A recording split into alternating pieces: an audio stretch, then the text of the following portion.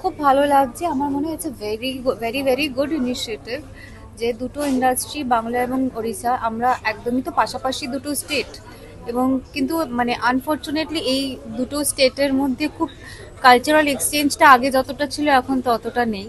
তো আমার মনে হয় যে এরকম একটা অ্যাওয়ার্ড শো হলে দুটো স্টেটেরই একটা কালচারাল এক্সচেঞ্জ হবে। আমরা সবাই একটা আরেকটা ইন্ডাস্ট্রি, নতুন ইন্ডাস্ট্রি, যারা ওখানে যারা কাজ করছেন তাদেরকে চিনবো, জানবো।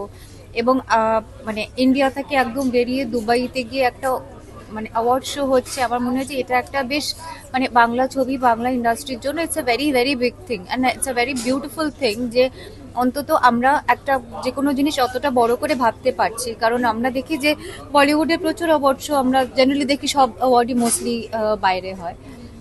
আমাদের এখানে এখনো অবধি সেটা হয় না আমি বলবো না, বাট খুব কম, অনেকটাই কম কম্পারেটিভলি। কিন্তু হচ্ছে, এটাই বড় কথা, দ্যাটস এ ফ্যান্টাস্টিক থিং। এবং তার জন্য আমি ডেফিনেটলি ঋতুদি, চাকিদা, ভাবনা, জোকাল, রমেশজি, সবাইকে আমার অনেক অনেক শুভেচ্ছা এবং ধন্যবাদ for making me a part of it. Thank you.